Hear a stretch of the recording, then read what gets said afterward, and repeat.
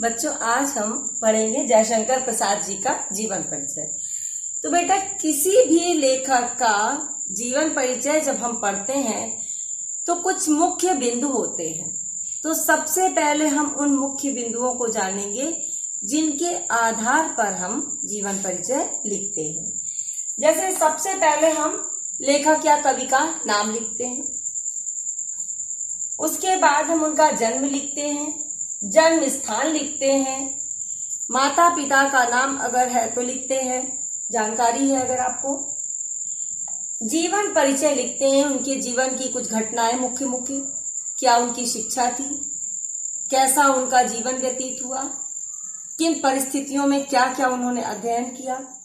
उसके बाद हम उनका साहित्यिक परिचय लिखते हैं कि साहित्य में उनका क्या क्या योगदान था, क्या किस तरह उन्होंने साहित्य की सेवा की।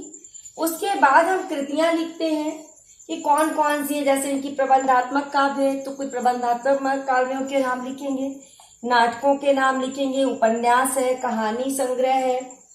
उसके बाद हम लिखते हैं काव्यगत विशेषताएं और फिर हम लिखते हैं साहित्य में स्थान। तो इतनी चीजें लिखने पर हमारा जीवन परिचय कंप्लीट होता है। तो सबसे पहले हम जीवन परिचय का जो है आपको विस्तार से समझाएंगे। तो जयशंकर प्रसाद का जो जीवन था वो बड़े कठिनाइयों से भरा था। इनके माता पिता और भाई का अल्पायु में ही देहावसान हो गया था, इसलिए इनको पारिवारिक व्यवसाय में सहयोग करना पड़ा, जिसके कारण इनकी शिक्षा अधूरी रह गई। इन्होंने घर पर ही उर्दू, फारसी, संस्कृत, बंगला आदि भाषाओं का गहन अध्ययन किया।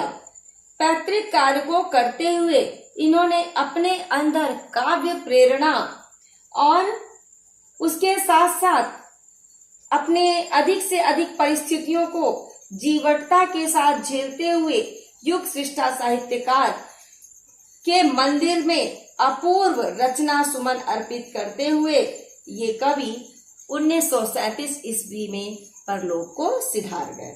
इनकी जो साहित्यिक परिचय है, इनका जयशंकर प्रसाद के काव्य में प्रेम और सौंदर्य प्रमुख विषय रहा है, साथ ही उनका दृष्टिकोण मानवतावादी है। प्रसाद जी सर्वतोमुखी प्रतिभा संपन्न व्यक्ति थे। प्रसाद जी ने कुल 67 रचनाएं की है।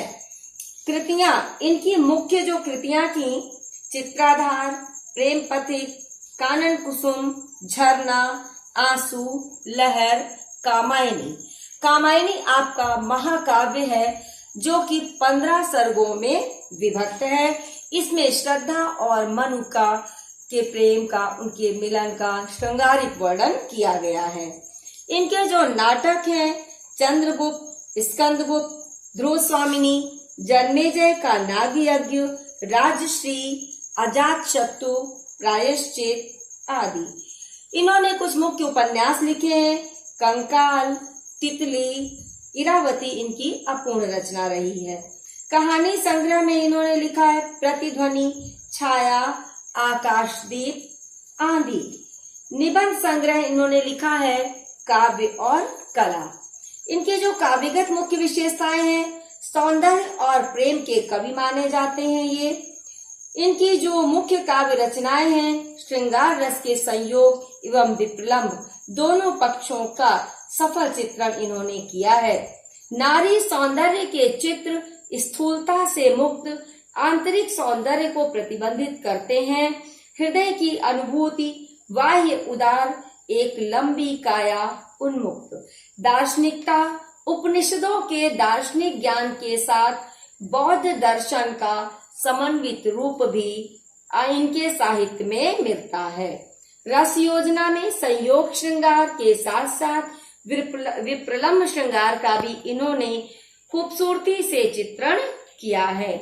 प्रकृति चित्रण में आपने हृदयग्राही चित्रण किया है, अर्थात इतना सुंदर चित्रण किया है कि वो लोगों के मन को हरने वाला है। काव्यों में प्रकृति के उद्दीपन रूप आदि के चित्र प्रचुर मात्रा में हैं। मानव की अंतः प्रकृति का भी इन्होंने चित्रण किया है। मानव मनोविज्ञान का विशेष स्थान है। मानवीय मनोवृत्तियों को उन्मत्त रूप देने वाली उदास भावनाएं महत्वपूर्ण हैं। इसी रहस्यवाद का परिचय मिलता है। ये अपनी रचनाओं में शक्ति संचय की प्रेरणा देते हैं। अंत में आपका जो साहित्यिक परिचय है वो इस प्रकार से है, साहित्य में स्थान इस प्रकार से है कि प्रसाद जी भाव और शिल्प दोनों दृष्टियों से हिंदी के युग प्रवर्तक कवि के रूप में हमारे सम्मुख आते हैं। इन्होंने भाव और कला, अनुभूति और अभिव्यक्ति, वस्तु और शिल्प सभी क्षेत्रों में युगांतकारी परिवर्तन किए हैं। वे छायावादी काव्य के जनक और पोषक होने के साथ ही आधुनिक काव्य धारा का गौरवमय प्रतिनिधित्व करते हैं।